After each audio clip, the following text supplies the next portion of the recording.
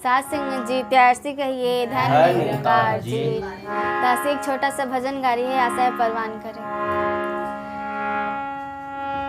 सतगुरु से लेला ब्रह्म ज्ञानावा, सगरो अजोर हो जाए। सतगुरु से लेला ब्रह्म ज्ञानावा, सगरो अजोर हो जाए।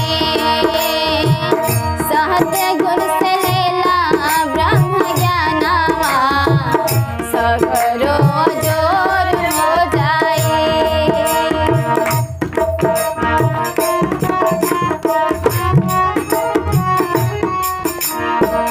पानी पानी कहाला से प्यास ना बुझाए हो।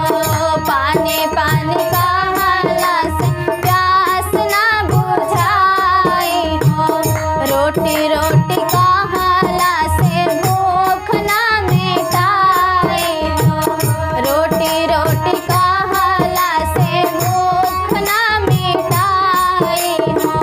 राम राम कहाला से राम नहीं मिले हो। राम राम कहाला से राम नहीं मिले हो।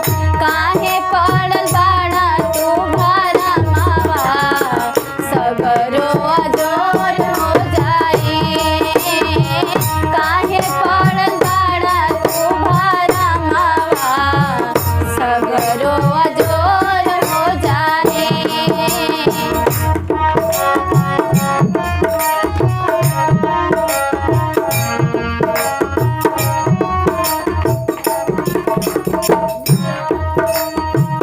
सतगुरु से लेला ब्रह्म ज्ञानावा, सगरो अजोर हो जाए। सतगुरु से लेला ब्रह्म ज्ञानावा, सगरो अजोर हो जाए।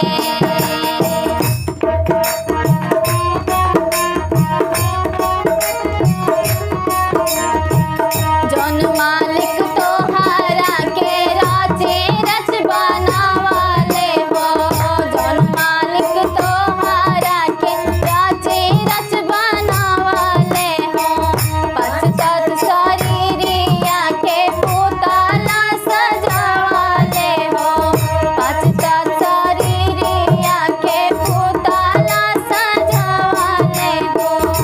उनके तुसारी लाचारनावा, सगरो अजोर हो जाए। उनके पकड़े लाचारनावा, सगरो अजोर हो जाए। सतगुरु से लेला ब्रह्म ज्ञानावा, सगरो अजोर हो जाए। सतगुरु से लेला ब्रह्म ज्ञानावा, सगरो अजोर हो जाए।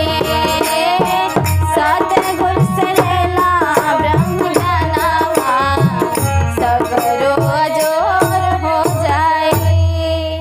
साथ संगत जी प्यार से कहिए धन्यकार।